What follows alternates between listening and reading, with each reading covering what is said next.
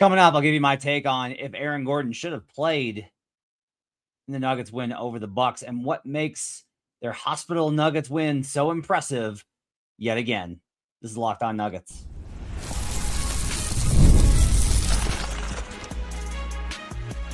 You are Locked On Nuggets, your daily Denver Nuggets podcast. Part of the Locked On Podcast Network, your team every day. Welcome to Locked On Nuggets, your daily Denver Nuggets podcast, part of the Locked On Podcast Network, your team every day. Thanks for joining us and making us part of your day, being with us Monday through Friday, being an everydayer and making us your first listen. We appreciate you guys joining us, being part of our community, even late night on a Friday night, now Saturday morning. I had some stuff going on Friday night from a personal perspective, so I wasn't able to get the show in earlier. So if you're listening to this on the podcast version, you didn't miss anything. If you're waiting for us on youtube.com, appreciate you guys hanging out and waiting for us here late at night. Appreciate you guys being with us. Okay. We're going to talk about today. We're going to talk about the Nuggets win over the Bucks. We're going to give proper credit where credit is due.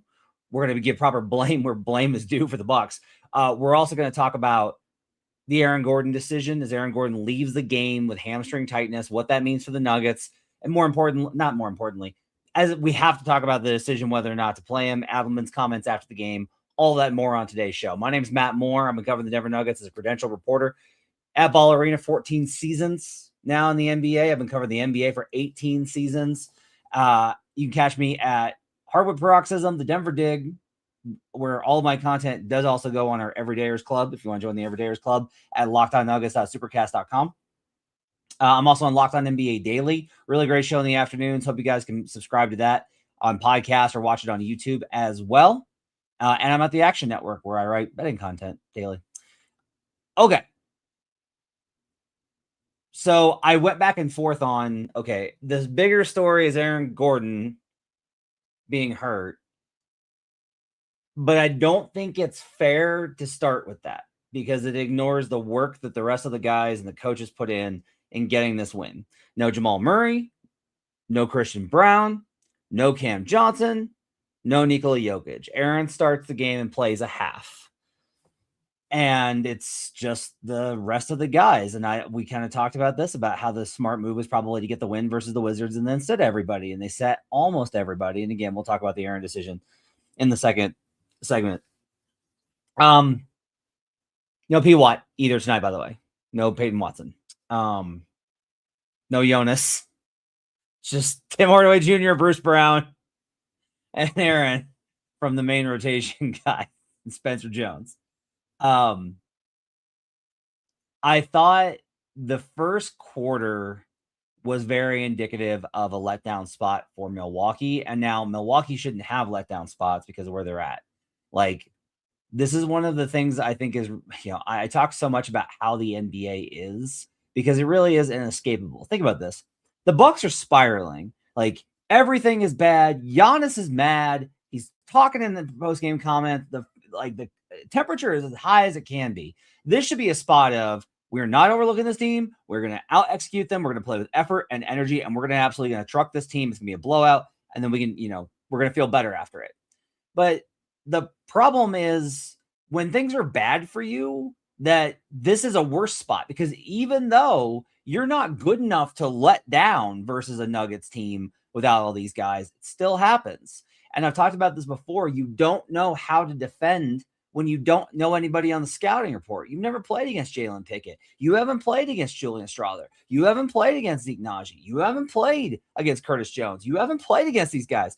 And so their ability to set the tone and play free and play active. And what you saw in that first quarter, I think it's kind of indicative of that letdown spot of if you just, as the Nuggets, if you come in and you put in a gritty effort and you're like, yeah, we're going to go after the loose balls. We're going to fight for these possessions. We're going to battle. You're going to out-rebound us because we're tiny, because we don't have either of our centers, but we're going to keep contesting, and we're going to put pressure on the rim. That was one of the most impressive things in this game for me, was that Adelman's talked about this, that one of the important things with Jokic out is they got to be able to set their half-court defense, which means you got to attack the rim. You have to attack the rim. And I thought the Nuggets did a really good job in this game, particularly Julian Strawther, in attacking the rim to get shots there. Even if you miss, if you're just like getting in there and drawing those kind of shots, I thought it was a really good job by him, by Zeke. The guys that were able to, Bruce Braun, able to get inside and attack inside, I thought really helped this game. And the Nuggets come away with a win, 102-100, because they wound up blowing a huge lead in the fourth quarter because the Bucks were like, oh God, we're about to lose to the hospital Nuggets, even with Giannis out, because Giannis left the game too, and now he's got a calf strain. But they held on, made enough plays at the end. I can't complain about the collapse at the end. I just can't with what they were facing. Julian Strawther, 20 points, 5 rebounds, 3 assists, plus 12 tonight. Strawther Island had one more last hurrah. One more good night, probably, this season, maybe for the entire season. 1 of 6 from 3, but he was 7 of 8 from the line. Julian did a really good job of grifting tonight. And I don't really, to be honest with you, like, I like Julian. He's like the guy that I've really kind of been like, I think there's something there. And he's had a really bad season. I will just say, if I'm the Bucks coaches, I'm just like, why are you defending his 3-point shot? Like, why are you getting caught on pump fakes from Julian Strawther? He can't hit water if he fell out of a boat tonight. The first quarter was so ugly from both teams. You had AG and Hunter Tyson in that first half, both missing the rim. Like, it was just bad. Like, it was ugly. This was the kind of game where NBC executives, after getting the NBA deal, it's like, oh, we got the Nuggets and the Bucks on Peacock. And then you get in this and you're just like, oh no. Oh no. This is not good. This is not what we want to see. It was a rough night. It was honestly a pretty rough game. But I thought Julian did a really good job of attacking the rim. I thought Julian did a really good job of turning the corner. Jalen Pickett was 5 of 14 in this game. Like, the Nuggets shot 40% from the field and won this game.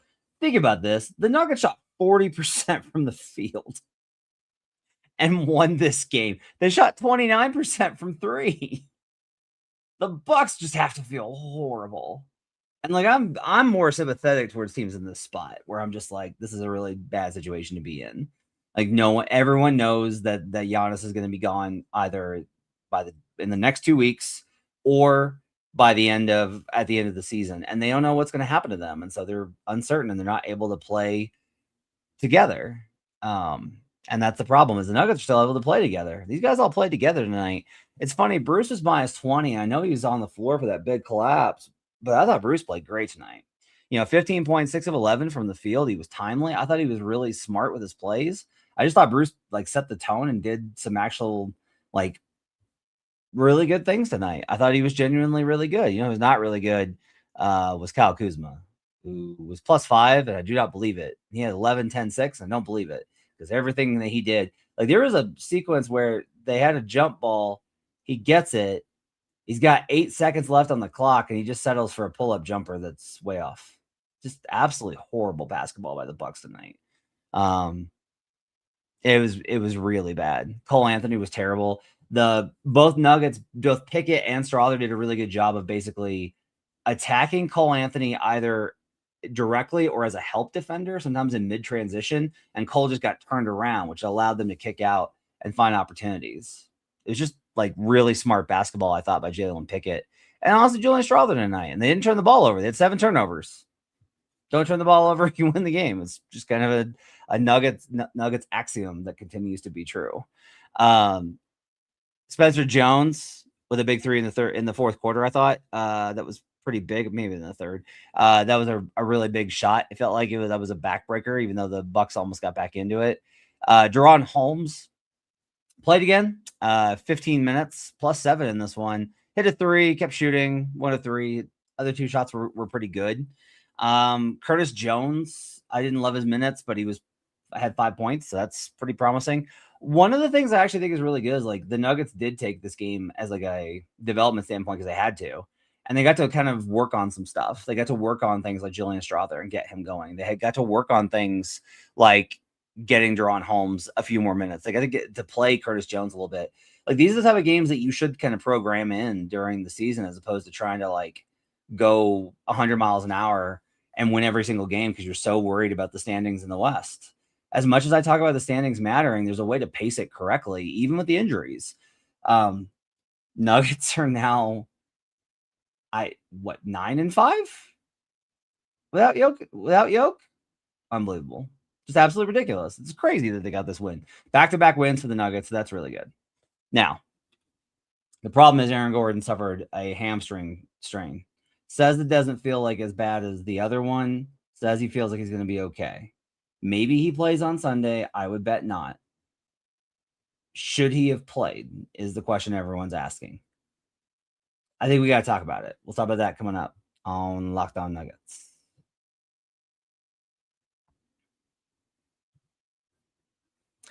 During basketball season, there's nothing like being in the building, the energy, the crowd, and that first big run that gets everyone on their feet. Fans want to be there for those moments, not stuck refreshing screens or guessing what tickets are going to cost. So that's where Game Time comes in. The Game Time app gives fans the advantage back, making it incredibly easy to score amazing tickets, fast, simple, and without the guesswork. Browsing the Game Time app is straightforward and intuitive. Finding tickets just takes a few taps. You get the view from your seat, so you know what you're going to be getting. It makes buying tickets really easy, and you can be confident that you know what you're getting. Prices include the fees up front. The total is clear from the start, and features like zone deals help unlock great seats at even better value. Take the guesswork out of buying NBA tickets with Game Time. Download the Game Time app, create an account, and use code LOCKEDONNBA for $20 off your first purchase. Terms apply. Again, create an account and redeem code LOCKEDONNBA for $20 off. At Game Time. We're also brought to you today by FanDuel. Fridays already feel different during basketball season. FanDuel's made them even better with NBA Happy Hour. Got the bonuses tonight. Got in on some action. I had the Suns, which was brutal because Devin Booker got hurt late in the game.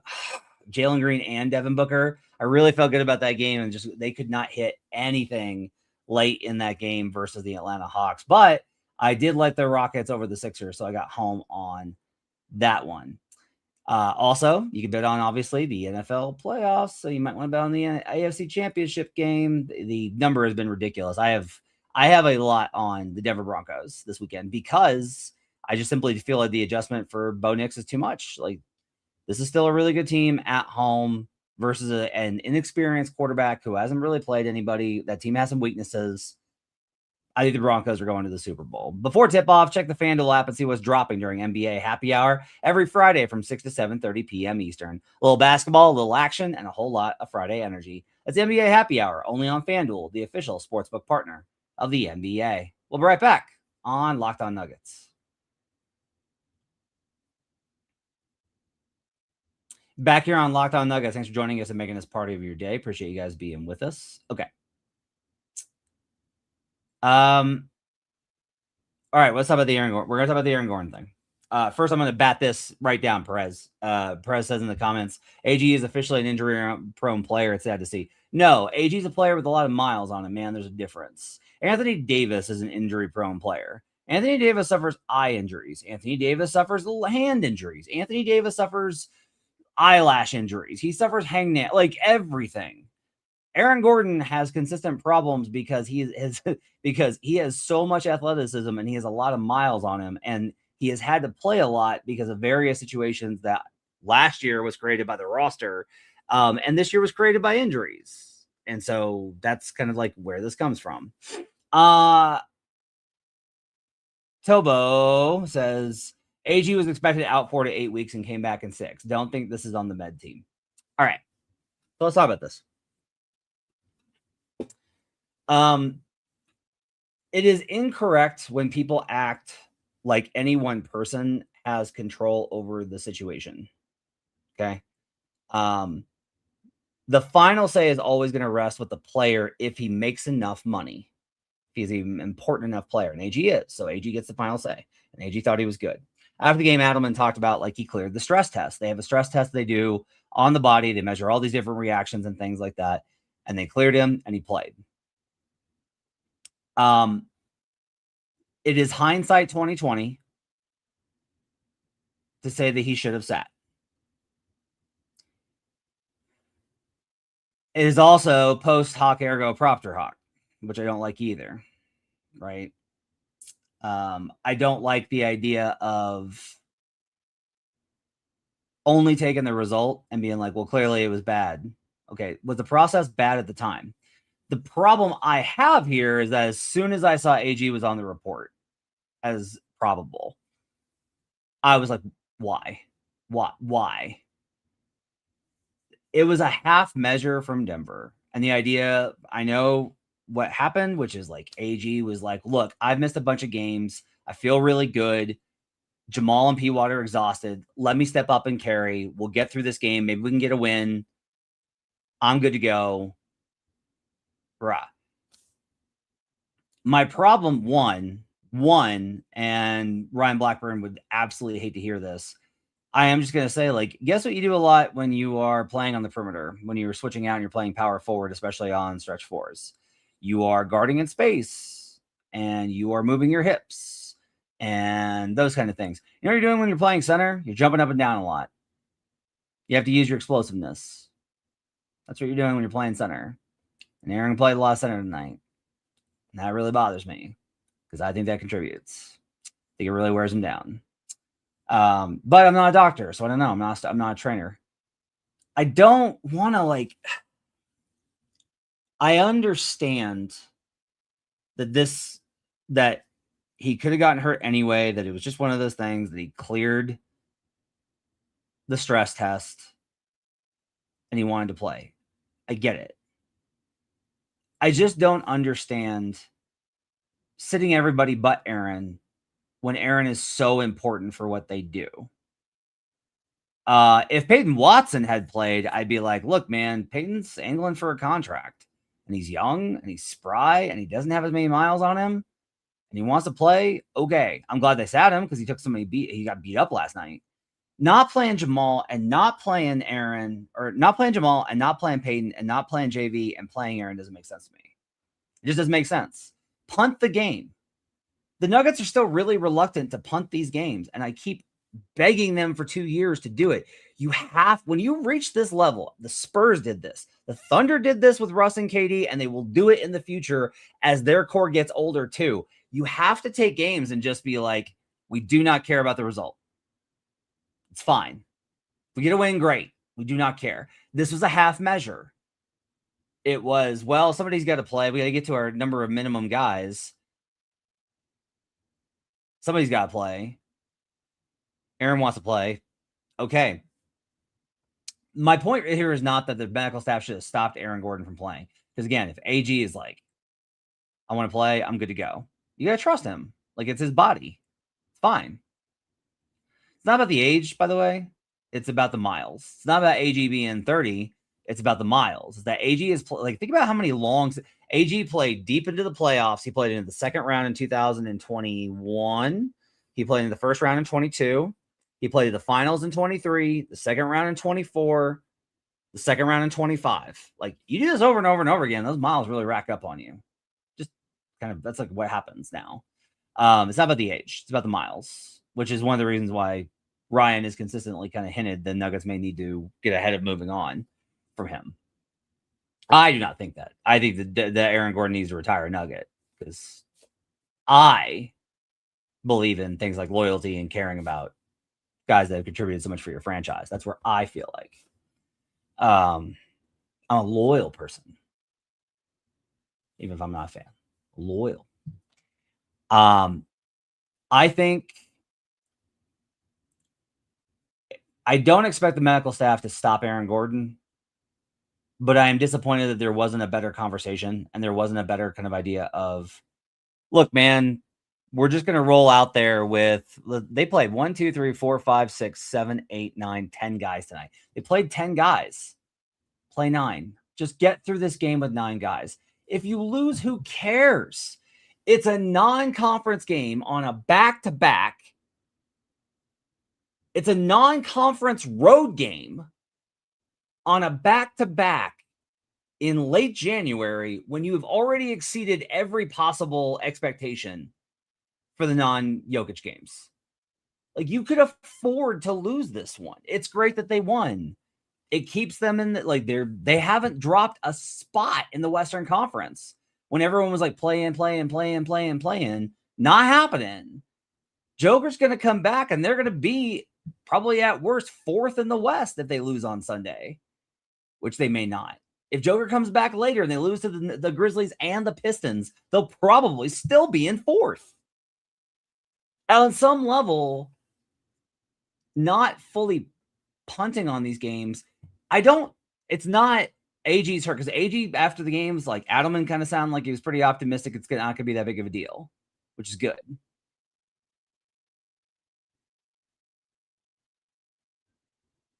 It's not about the AG injury. It's more about, to me, the refusal to just let go of these games.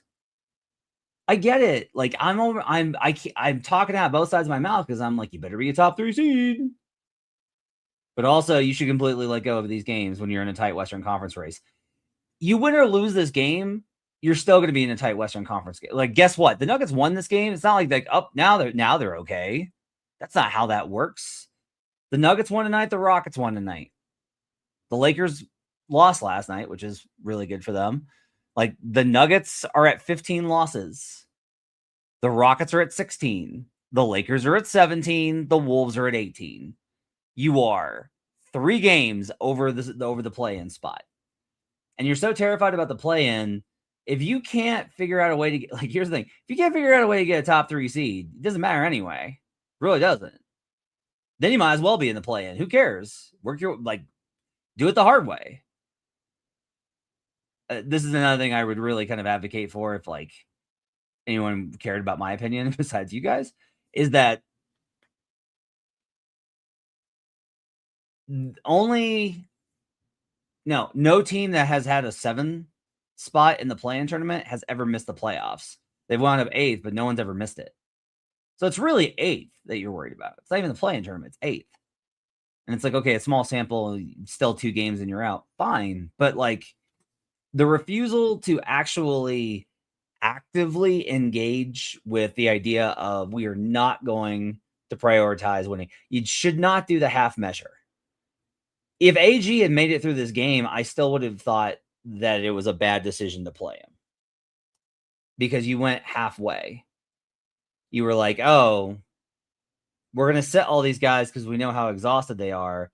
But Adelman has said, I sat there on Tuesday night before the Lakers game, and he said, I'm playing Aaron. I blew way past Aaron's minutes limit last game. I got to do better about that. Like, they know that they've still not been following the protocol for trying to avoid the re-injury.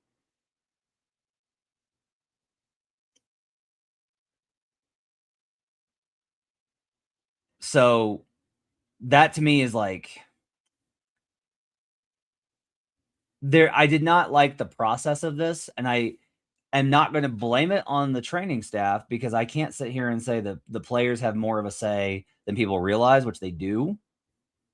And turn around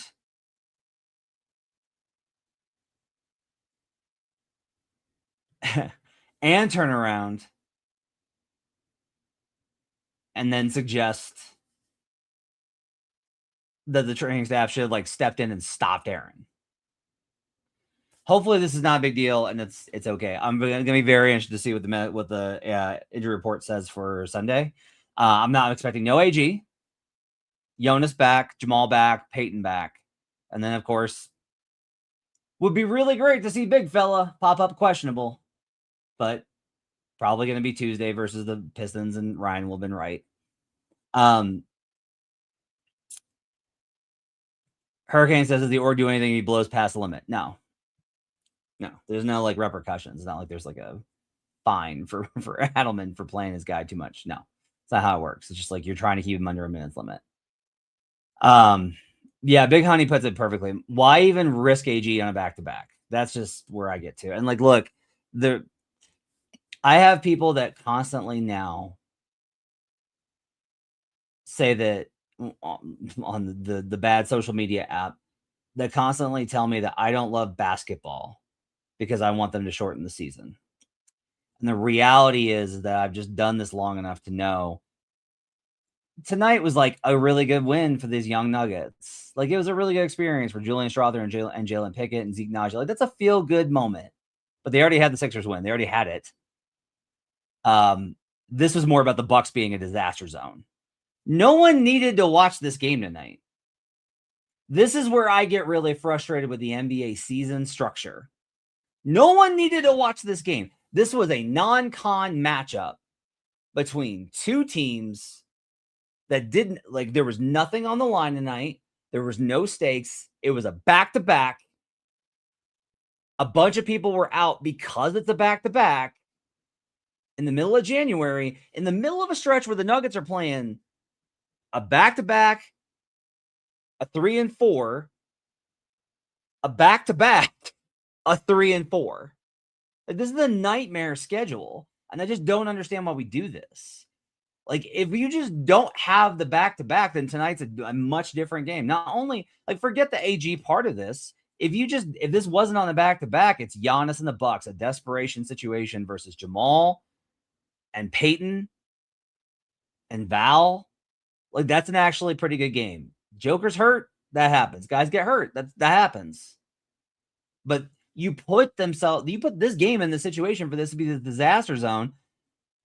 And the Nuggets wind up losing another key player for whatever amount of time the AG misses because of this weird desire to maintain the 82.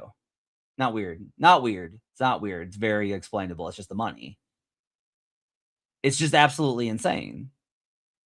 Like, these back-to-backs are what kill them. It's the travel combined with the back-to-backs. Plane rides are not good for athletes. Like, we have a lot of studies on this. And then shortening the duration of rest in between, with the only rest being a plane ride, is really bad. And I get that it's like, why wasn't this a problem before? The game's changed. The athletics have changed. I don't know. Like, I don't really care anymore. I used to be like, hey, when I was growing up, this wasn't a problem. What's your deal? Come on, toughen up. And now I'm like, no, like, you're just suffering calf injuries. What am I supposed to do when your muscle doesn't respond the way it needs to? This isn't pain tolerance. That's where I kind of had to come around to this way of thinking. Is I'm just like, this isn't pain tolerance. There are players in the NBA. I have been in a Nuggets locker room where a player, this is way back in the day, this is pre-Joker, where a player has expressed to me frustration with a teammate because he said, some guys will never play with discomfort. It's not that they're injured. They just don't want to deal with the pain.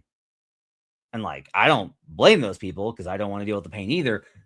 But that's different from what we're talking about here. We're talking about the inability. If you have that calf injury or that hamstring injury, you can't push off. You can't jump. You can't do the things on the court. It's not about comfort. You can't physically get the muscles to hold up the leg to do the thing. And that is, like, very different. So anyway, to kind of wrap up, I don't blame the training staff. I just wish that there had been a better decision made collectively by the Nuggets, players, staff, coaches, training staff, GMs, everybody, to be like, hey, we are punting on this game. Get the Wizards win that game, and then everybody sits. Like, there was a game the Spurs played, and I think they played Orlando. No, it was when Orlando was bad. They played Orlando, and the next night they faced I think they were supposed to play Miami, actually. It was either Miami or somebody else. They were supposed to play somebody good. And the Spurs went out and destroyed the Magic. And then they sent Tim Duncan, Tony Parker, Monta Ginobili, everybody back to San Antonio. They didn't even have them make the flight to the next day. They were just like, no. They weren't in the building for those games. That to me is like how you should approach this.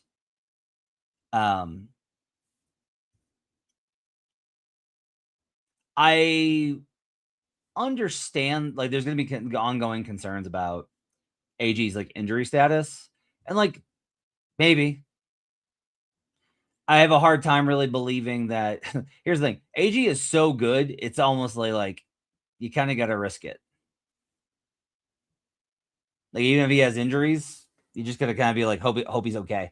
This is, by the way, speaking of the Bucks, this is what the Bucks ran into with Middleton. Middleton was still good when he played. He just couldn't play.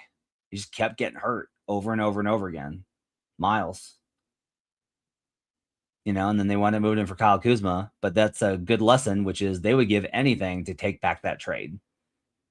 You'd rather have Middleton right now than Kyle Kuzma, who is actively harmful. I'm really curious. I'm really curious to see what happens on Sunday with the injury report. We'll know on Saturday. You can follow along if you join us on the Everydayers Club, which you can sign up for at lockedonnuggets.supercast.com. I'll be watching the injury report like a hawk tomorrow. I'm expecting again Jamal back, Peyton back, Val back, Jamal back, Peyton back, Val back, AG out, Jokic out, Cam out. That's what I'm expecting. And that should be a win. They'll be in a pretty good position to beat Memphis on Sunday if they've got that combo of players. And Jamie says, we're not the Bucks, though. We would never take Kuzma. Never say never. Just never say never. You wind up in very different situations after the prime.